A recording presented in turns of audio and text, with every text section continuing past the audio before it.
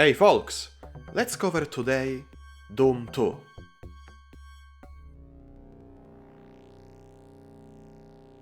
When I played it for the first time, I was perhaps 13 and happy as hell, because my expectations for this game were very high. So, in front of my father, who kinda liked seeing Doom being played, I installed it and booted it. He watched me playing for a minute or two, and then shouted, Hey son, that's not the second, it's still the first. The fuck? And in fact, this game is very much like the original masterpiece. See, Doom 2 was released just 10 months after the first game, and they maintained the engine, the monsters, the textures, and the weapons. At first glance, some would say that this game is like a simple add-on or a cash grab, but instead Doom 2 is actually bigger, better, and features new monsters, some new textures and decorations, and that weapon. At the end of the original game, our protagonist defeated the underwhelming Spider Mastermind and stopped the demon invasion on Mars. He then enters the portal to return home, just to discover that demons have also invaded his homeworld, causing the hell on Earth. This time we don't have selectable chapters, instead we just choose the difficulty and then go battle throughout 30 consecutive levels plus 2 secrets. And also no more intermission screens with cool artworks representing the current area and its levels. We'll just get the level stats with this background image, and then between certain key levels will be shown text screens which narrates the ongoing story, but no illustrations of key events. I remember I felt really disappointed. Well, apart these things that would have made the game more memorable, Doom 2 is still very fun to play. The first level is less iconic than Hangar, but it's still fine.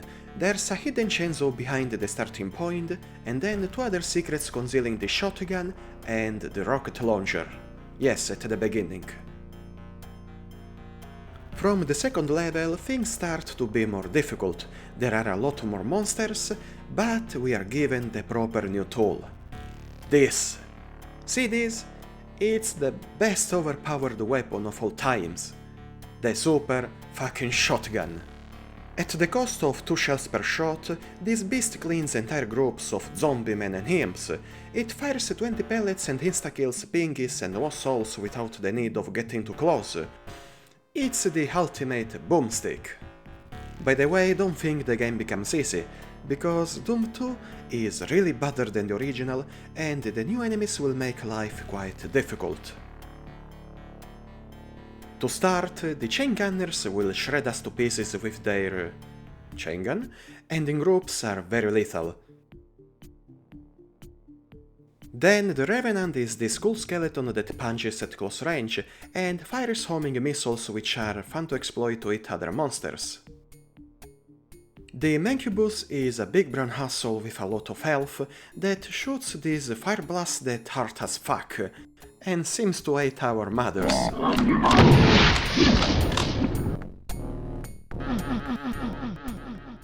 The Hell Knights are just reskins of the Barons of Hell with half their health.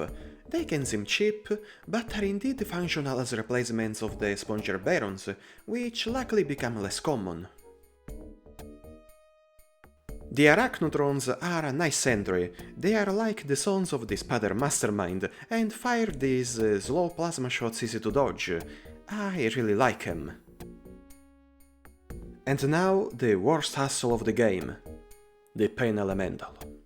We all agree that lost souls are a huge nuisance, but just think of a monster which can spawn them unless a limit of 21 is reached. So, the moment you see a Pain Elemental, hurry to kill it, or you'll end up like this.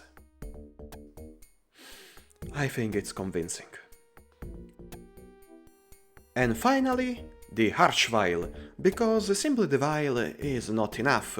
See, this demon moves fast and has this cool attack animation in which he sets the player on fire and makes him explode.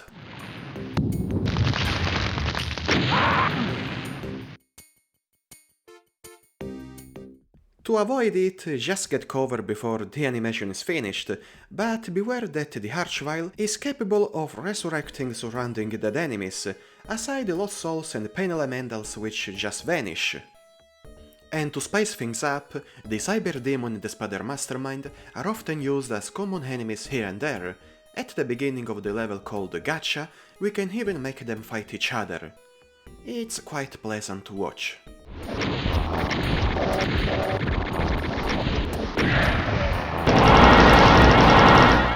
So, Doom 2 takes place on Earth, or at least that's the idea. Doom's original textures do not really recreate realistic environments, which were created properly some years later by the eclectic Duke Nukem 3D, but these are just details. Doom 2 actually offers intricate levels, and some are really big or even huge, and there are many great examples, like Refueling Base, the Gauntlet, Industrial Zone, the Circle of the Hoe of Destruction, the Inmost Dance, the Spirit World, and the Living End. Romero, McGee, Peterson and also Sean Green was responsible for the 25th level only, made a memorable work. However, Sandy Peterson is often bashed for some of his levels, but we must remember that the man made 18 levels out of the 32 total, and I think it wasn't easy for him to remain always creative and propose continuously new ideas. And yes, as many of you, I hated the Chasm, for its thin paths like tightropes between platforms. When I started it, I was even very low on ammo and health. It was a tedious experience. Another Peterson's level for which I have no particular sympathy is Barrels of Fun. Its basic gimmick is actually interesting, but because I didn't kill immediately the pain elementals, I was then overwhelmed by this swarm of lost souls, and okay, maybe it was my fault, but seriously, finishing this level was painful.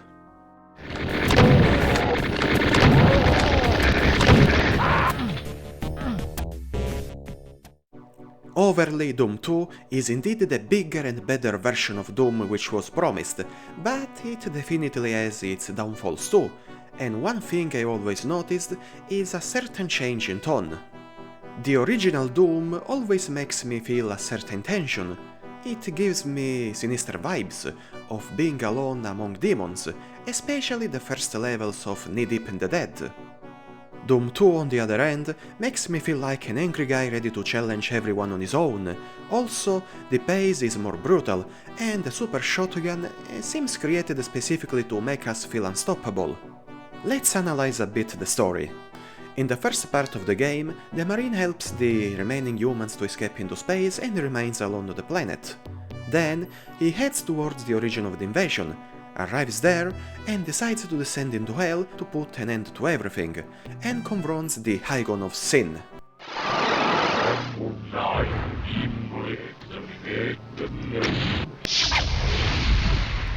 Well, we all know this historic boss level. The goal is simply to fire timed rockets from a rising platform in the cavity of the gigantic demon's forehead on the wall, and by using the no-clip cheat, we can discover behind the wall the severed head of John Romero himself, who is the real final boss of the game. That's fucking metal. In the end, the Marine destroys it, and permits the surviving humans to return home and rebuild everything. He is practically the baddest guy in the history of games, without needing to shout catchphrases. Alright then, big question. Is Doom 2 better than the first? Let's summarize. This second game expands everything and is hella fun.